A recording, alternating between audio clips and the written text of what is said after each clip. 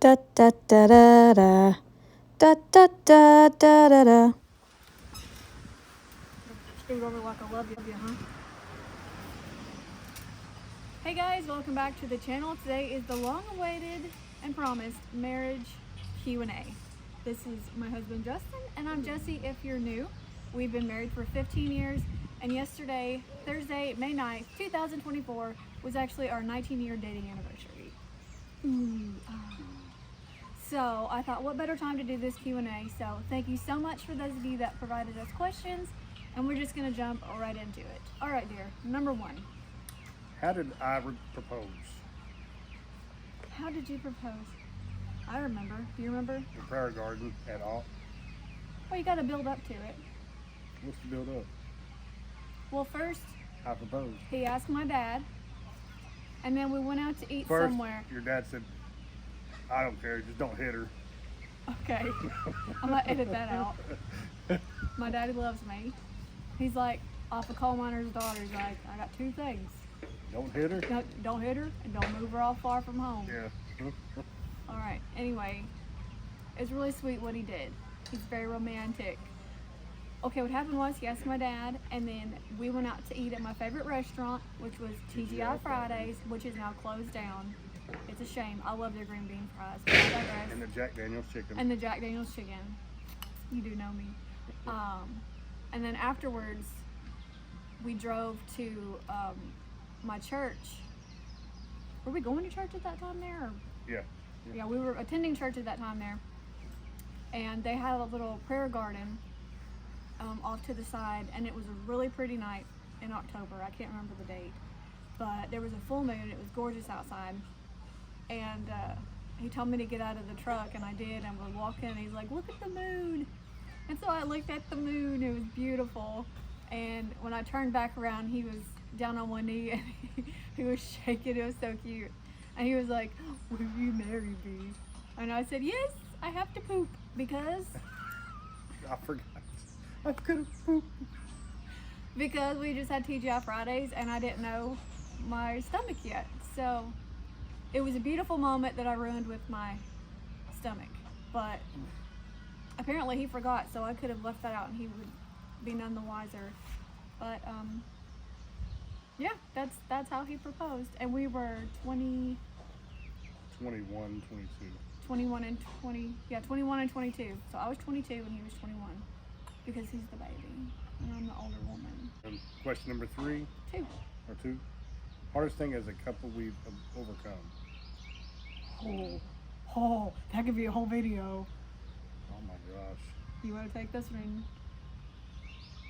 And I can embellish it. You really want to know? Well, it kind of answers another question about future children, so. Tell that story. Okay, so he's a little camera shy, so I'll be doing most of the talking, but y'all seem to be okay with that. I was 8 weeks postpartum with our third son. In 2015. In 2015. Yes. And December 2015. I mean, I was 8 weeks postpartum. So October to November. Yeah, it was December. I'm confused now. Anyway, so I'd had a very traumatic C-section and was healing from that. And Justin had decided, based on the doctor telling him that my uterus was done, basically, that we needed to really be careful in the future and probably not have any more kids, because if I was to have to give birth again, they would have to use life-saving measures. So he decided right then and there that he would get a vasectomy. So he set up that appointment, we met the doctor, everything was great, and then he actually went and had the procedure done, and he could barely walk after. So it was not the typical vasectomy procedure you hear about where the men just have to come home and sit with a bag of peas on their crotch. He was in severe pain. I felt really bad for him.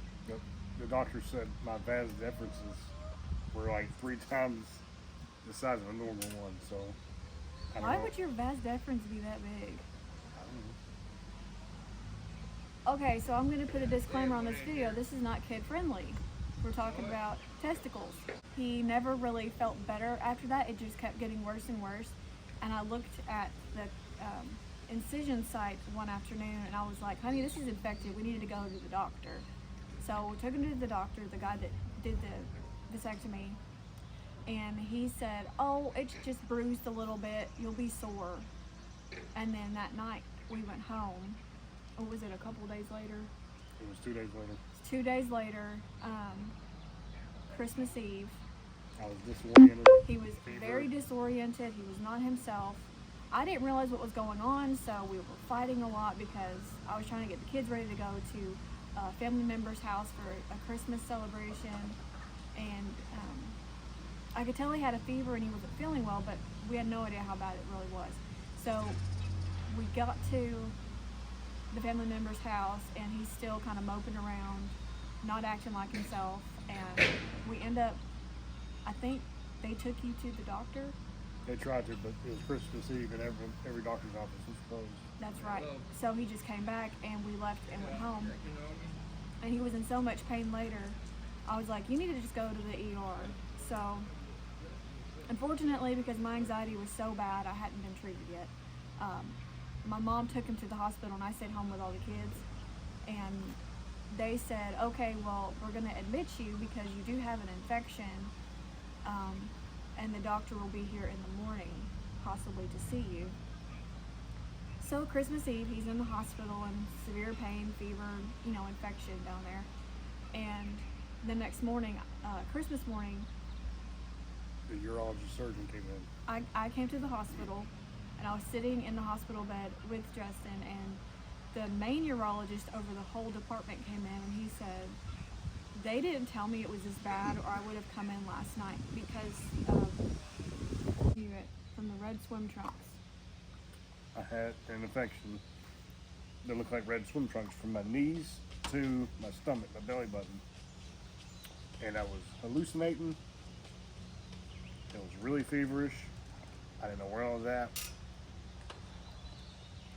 And next. It was, I think they said, ascending necrotizing fasciitis, meaning everywhere it was red was eating his skin from the inside out from his vasectomy location, if you catch my drift. So they had to go and do emergency surgery on Christmas morning and cut him open. I think they did 3 incisions. 4. 4? And 3 of the incisions were 4 inches in length. Yes. They sliced him up pretty good and drained all the infection out. So they had a packet and they had drainage tubes coming out. They looked like macaroni noodles. It was not funny. Oh, It wasn't funny. The drains looked funny, but it wasn't funny. And he was in the hospital for a week? a week. It was 8 days. And then I had to pack it for 4 months straight. I was supposed to pack it, but I kept laughing because I laugh at pain. That's something difficult in our marriage is he gets hurt a lot and I laugh at pain. So that's been something I've had to try to not do, but it's hard. But he was off work for a good 6 months. He was getting half a paycheck every pay period. They had me on like prescription pain pills and antibiotics, which makes you feel like crap. And let me think, how old was Hunter? In 2015, he was born in 2010, so he's 5. I had a 5-year-old, a 3-year-old, and a newborn. And a husband that was basically like a newborn. Bedridden. That needed his junk packed and unpacked. And it was very painful for him. That was probably the hardest thing we've ever gone through as a couple. On many different levels. Yeah, yeah. Financially, physically, mentally, emotionally, spiritually. all the illies. And then the whole fact of me mourning the fact that I would not get to have the 4th child I always wanted. And that decision was stripped from me. But I don't take it lightly that, Fourth baby. yeah, it's our 4th baby. Another boy, but I don't take it lightly that there are women out there, couples that would do anything to have what we do have with healthy children. So that helps me to be content with what God has decided to bless us with. But that answers the question, we won't be having any more children. How did you know that I was the one? How did I know? First of all, how did you know I was the one? You better answer that nicely. Well, I met you in 2004 for the first time at Case Merchandise at the mall, and I didn't know we went to the same school, and I was like, I'm gonna marry that girl. No, you didn't. That's what I thought. And then you told me later in life, you were there, you prayed that you would meet your husband that night. Why did you say that? I don't know. I was a teenage girl. I wanted to know who I was going to marry. But I was there asking another boy to take me to the prom as a friend because I'd had 2 previous prom dates and I dumped them because one couldn't do the pictures beforehand. They could only go to the dance. I'm like, I don't care about the dance. I just want the pictures and the going to the restaurant to eat. And I can't remember why the other one got dumped. Number 4. Most difficult part about marriage for you? Wait a minute. I didn't answer how did I know you were the one. Oh. Scratch, cut. Have I ever told you? I think I did. Yep. What did I tell you? You prayed that you would meet your husband. Voila. But how did I know I met my husband? I don't know. How did you know? I didn't know until our first date when we were driving. I had the Holy Spirit, I imagine, is who told me that I was going to go hang out with my future husband. I thought it's because I tolerated your burps and farts. That's a little later on that you would think I was the one because you were able to tolerate my burps and farts. Start this thing? But funny thing is, after our first date, I liked him, but I didn't think we clicked well because we talked on the phone for hours, and he's like, oh, do you like going to the movies? I was like, yeah, I like going to the movies. And the one thing I hate in this world is horror movies. And he's like, well, let's go see Amityville Horror. I was like, okay, sure. So I went, and he sat me up in the top row, and there was like a few more people in the theater. Awful, horrid movie. Don't go. Don't watch that mess. Invite demonic activity into your life. He left me in there for 20 minutes. I don't know where he went. I was like, did he, what is it called? I had to go Dine poop. and dash? Except we didn't dine. We just sat there. I had to go poop. But now I know he went to the bathroom, so that makes me feel better. 20 minutes to poop? Okay. Well, anyway. And then he walked me to my car, put me in, and left. I was like, well, I didn't kiss you. you didn't kiss me. My daddy taught me to respect I wasn't a woman, expecting so I a kiss respected because her. I was taught you ain't supposed to go macking up on everybody. You're supposed to get to know them first. So actually, our first kiss, you kissed your cow first, Herb. and then he kissed me. I was like, well, all right. Herb had to approve. Here's a sweet cow. He was nervous.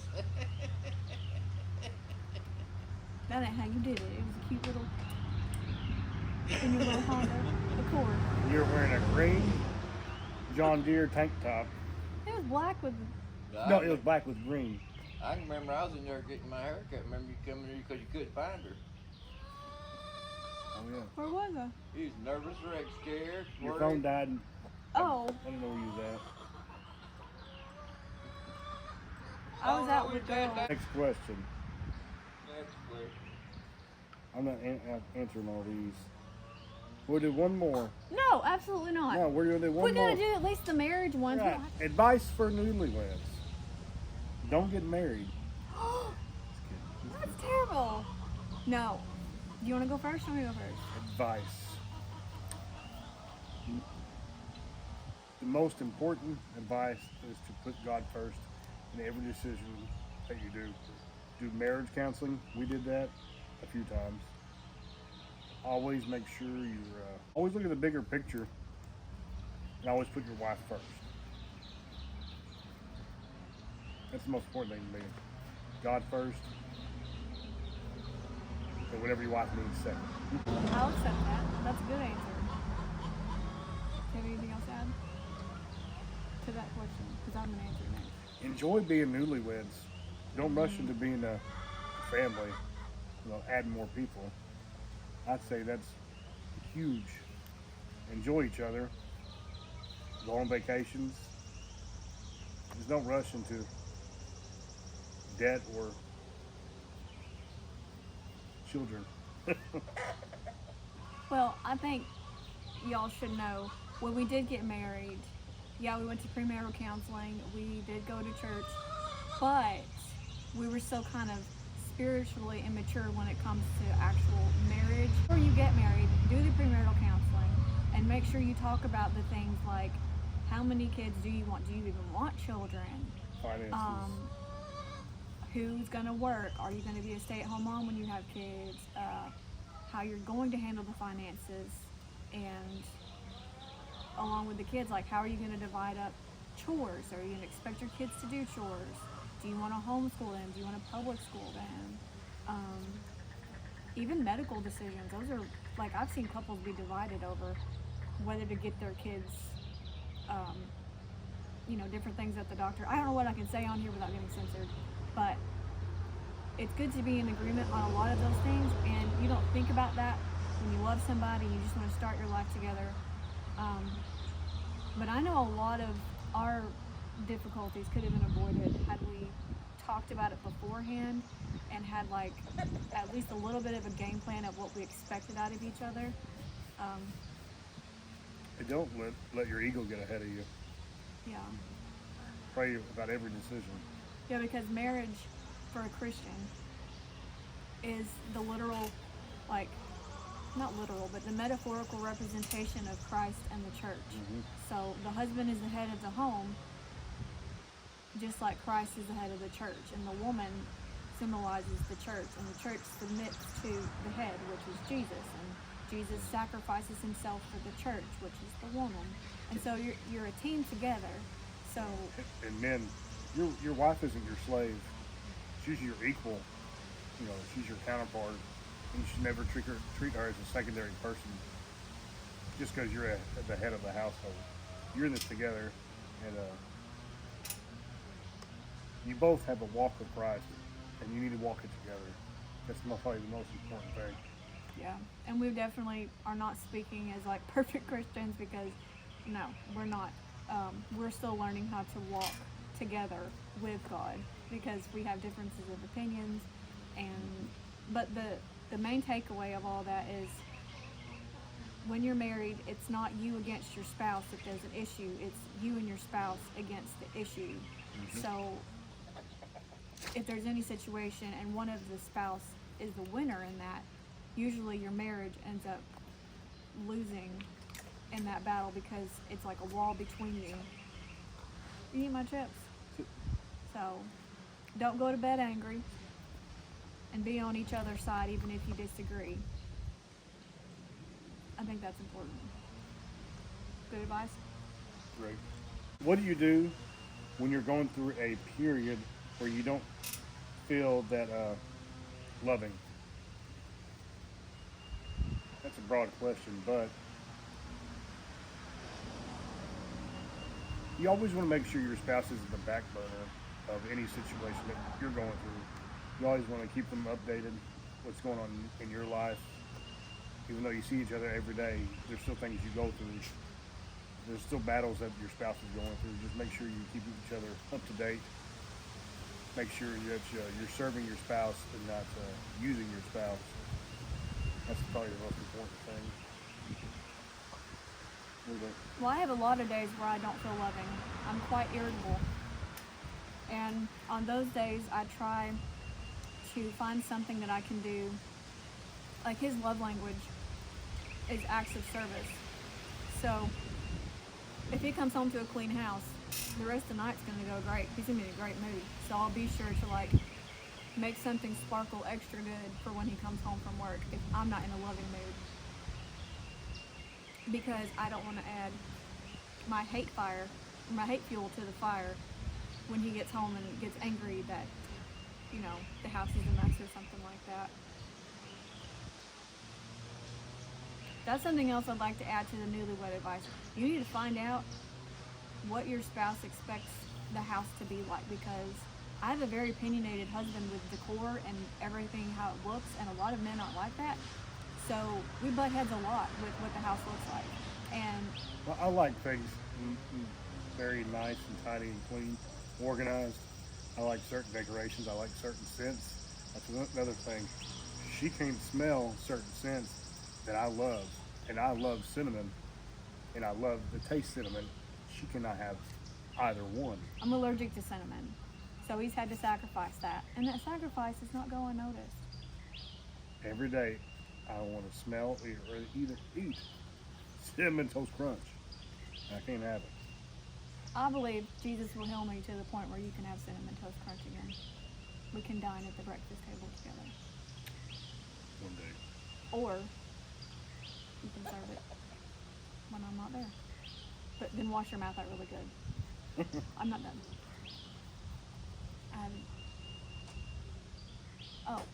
When I was talking about the house, there was a time when we, another really difficult part of our marriage is the cleanliness of the house, which is one reason why I started my YouTube channel, was for cleaning motivation, because I noticed when I watched other moms cleaning their houses, it motivated me to do that, and I was like, well, I never want to clean my house. Maybe if people are expecting me to clean it, like that outside validation, then I would do it. And I did it for a while, but then it just started to feel like pressure. And I was like, oh, well, I'm not doing it because everybody expects me to do it now. So I decided to ask him, I was like, what would make you happy? What do you want done in the house when you get done when you're done at work and you come home and you walk in the door? What do you want done? Because I was always taking care of making the beds, making the kids' rooms look nice, and picking up stuff in, like around the bathroom sink. And he said he wants the kitchen cabinets to look good, the floors to look good, and the counters to look good. Did I say that? The counters? Well, and like general tidiness of the living room, bathroom, and the kitchen. So I have been slaving away thinking I did a wonderful job cleaning everything, when really he was just noticing what I didn't do, and that was a whole another can of worms. But we've matured, you know, Jesus led the way for us to reconcile, and now I know if I don't get what I need done in the day, if I just get those 3 things done for him, it's all peach keen. And another thing you have to realize in your marriage, you're each different people that move different speeds. Yeah. I can wake up at 5 a.m. and work until sundown nonstop. I'm not worried about a break. I'm not worried about eating. I don't have to eat or drink or do anything as long as I'm working. She will have to take 30-minute breaks, eat in between, take a 3 or 4 hour nap twice, you know. But I'm ill, so it's not my fault. And I've also taken the quiz on my sleep chronotype, which is really cool. Y'all should do that. And I am a bear, and he is, what were you, a dolphin? I don't know. Yeah. I think he matched the dolphin. I go to sleep at 11, and I wake up good at 7. And then I like to be very slow moving in the mornings. Like, I can be productive, but not like him. I woke up the other morning at 5:30. This man was in the kitchen furiously mopping the floor. I was like, what are you doing? Eat breakfast. I'm not hungry. I was like, how are you not hungry? You need to eat before you exert this physical labor upon yourself. Because I have to sit and I enjoy my food, because y'all know I can't eat a lot. So when I do get, I'm so thankful for it. I'm like, I want to savor the flavor of this turkey bacon and chocolate chip pancakes and my sweet tea with my breakfast. And then I'll sit and I'll have 5 to an hour of Bible time. And I love that. And then I'm in a better mood for the day. And then I'll just mosey along around the house doing my chores. Some days I feel really bad and I can't because my body hurts so bad. But he's a lot better now understanding that. So our marriage is probably 75% better now than it was last year. It improves about 50% each year. All right, I don't know if that math is mathing, but we'll go with it. In maths. And there are things that the Lord is doing in our life that I don't even realize it. And then he points it out to me and I'm like, wow, he's so smart. And marriage is a moving goalpost. You're never going to get it right every time. You know, you just got to continue to pray, go to church.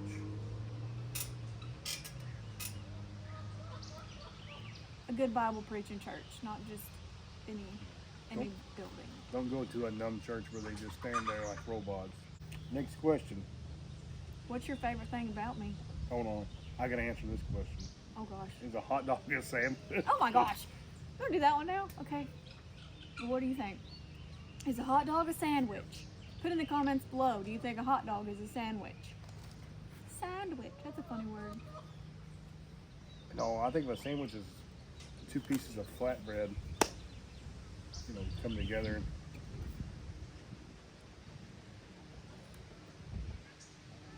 Something in them? Just 2 breads. You know what I'm talking about. 2 pieces of bread. And a hot dog. I don't really see it as a sandwich. I mean, it's like one, but... Well, we have that in common. A hot dog is not a sandwich, because if it was, it would be called a hot dog sandwich. Because when you have a ham sandwich, you don't just say, hey, go make me a ham. You're like, go make me a ham sandwich. Or go make me a turkey sandwich, or whatever kind it is. I don't think it is. Yeah, you don't go to a ball game, they're like, hot dog sandwich, come get them, you know? Yeah, I don't agree with it. Yeah. I got another question I would like to answer, and then we'll wrap this up because I'm getting goosebumps out here. What is one thing that you didn't expect to have to deal with in your spouse? Say it again. What is one thing you didn't expect to have to deal with in your spouse? Like something about them. Probably your attitude. My attitude? You got a attitude. Times 2. I don't believe you. You don't believe him, do you? Have an attitude. Yeah, you do. Yeah, you do. Are you gonna elaborate or just gonna leave it at that? We're just gonna leave it there. I don't want proof. You don't want proof? I'll give you proof. Maybe that just was. Okay, maybe I have an attitude. You do. Is it all the time? It's snippy. It's very snippy. I'm working It's on revengeful attitude. it. Revengeful attitude. Okay. Like I say something negative about, I don't know. I don't want to say it and get in trouble. You pick something else. Like if I say something about a friend of yours, like, well, you're a friend. And I don't have very many friends, so I'm like, whatever. So I get offended easily. Oh, yeah, like a liberal. Don't ever call me that again. See? Yeah. No. That's red flag, mister. Okay, let me tell you what annoys me about him. And I'll just give you an example that just happened. I love him to death with every breath I get. But I asked him last night, honey, would you please go get me a chocolate chip pancake out of my reindeer bowl in the refrigerator and heat it up? So he goes to the refrigerator, pulls out a white bowl with lemon pepper chicken, rice, and what else was in it? Green beans. He said, this? I said, no, my chocolate chip pancake in a reindeer bowl in the fridge. But don't take the chicken out, I want the pancake. So he gets it out of the fridge, puts it in the microwave, I hear it beeping, it dings, I'm like, yes, I'm about to eat this pancake. He brings it to me, he brought me a plate of chicken. And I said the chocolate chip pancake. He's like, you said chicken.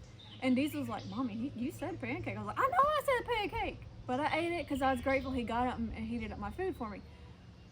This happens all the time. Sometimes I do say the wrong word, but a lot of times it's like he'll hear certain things that I say and then he'll do completely what I didn't ask, but then be mad at me because he misunderstood. So I just feel like, what just happened? And then he'll remember it as I was wrong. And that makes me sad. But I talked to my mom about it, and she said my dad does that too, so it's probably just a man thing. Question. Okay, let's You hear were it. the point 0.0001% of people on this earth that microwaves a pancake. I gotta reheat it. Most people cook them fresh and eat them.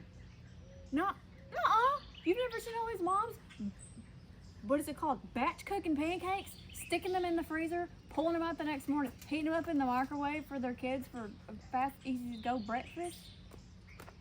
No, because I work. Is that a slam on me?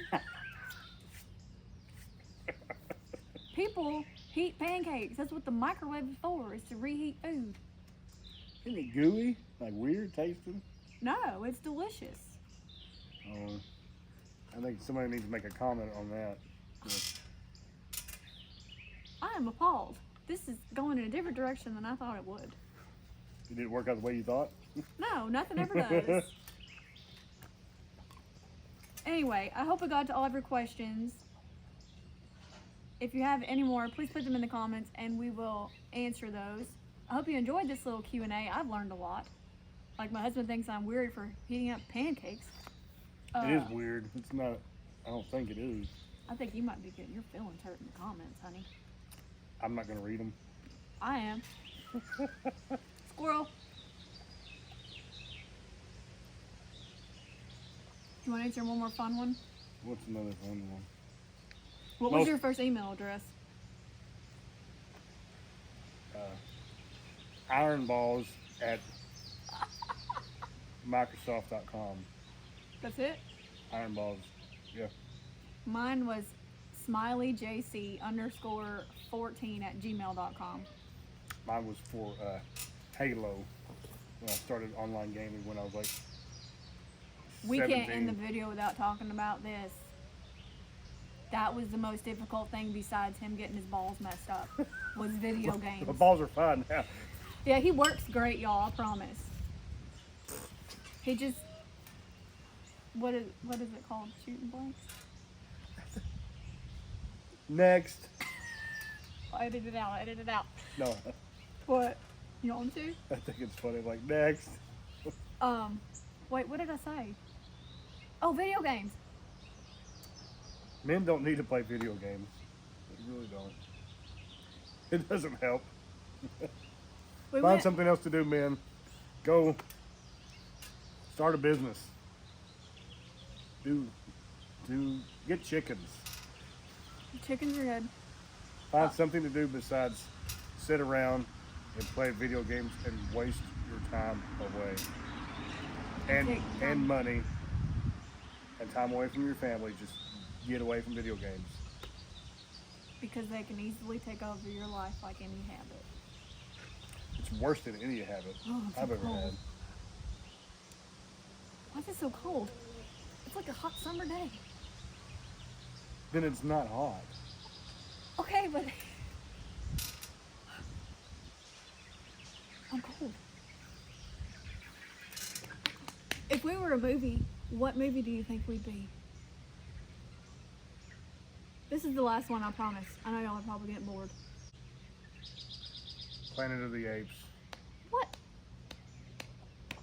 How so? All these monkeys running around here. The chickens? And the kids. You think chickens are monkeys?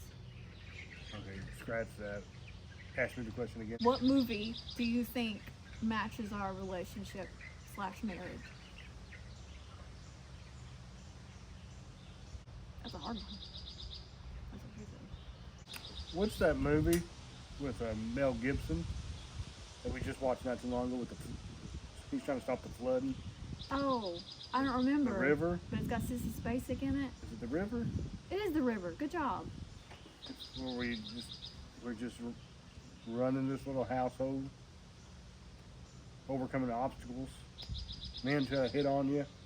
Men don't hit on me. I never get hit on. He's not serious about that. I don't get hit on. I'm always working. Yeah, always working. But I'm grateful for you. That is a good movie. Y'all need to watch Appreciate that. everything you do for us. It is a really good movie. It's called The River, and it's on Netflix, I think. No, Hulu, Prime. Yeah, it's on one of them. One of them streaming services that we need to not have. The River, Mel Gibson and Sissy Spacek. I think I need to sit up. I think our movie would be Seven Brides for Seven Brothers. Never watched it. What? We have completely different tastes in movies. I am an old soul. He likes the action-packed, shoot-'em-up movies. Seven Brides for Seven Brothers Rip. is about this man with 7 brothers who goes to the town to find a wife. He finds a girl, brings her back, not telling her he's got 7 brothers in his house. And she has to wrangle them up and make them into functioning members of society. But I feel like that's what I'm doing with my children. And he's a hard-working man like the guy in the movie. And me and my kids like to sing and dance a lot because this is a musical. And he thinks it's goofy. Yeah, I think Seven Brides for Seven Brothers. Also, we're not sponsored by Kubota in any way. We just really like their tractors. I didn't realize we were both sporting Kubotas. And I just have a hat on because I'm having a real bad hair day. My hair is so greasy you could fry chicken in it. But anyway, I love you. I love you. You did good. Thank you guys so much for watching. I really hope you enjoyed it. Did you enjoy it? Somewhat. I'm just kidding. Yes, I did. He enjoyed it. I think he did a great job. Y'all give him a round of applause in the comments. And if you have any more questions, please let us know. And I will see you in the next video. Until then, be grateful, give grace, and God bless. You know you love I me. want to go down to the Kubota store with you and look at a mower. A mower? Yeah. Wow, you got a mower.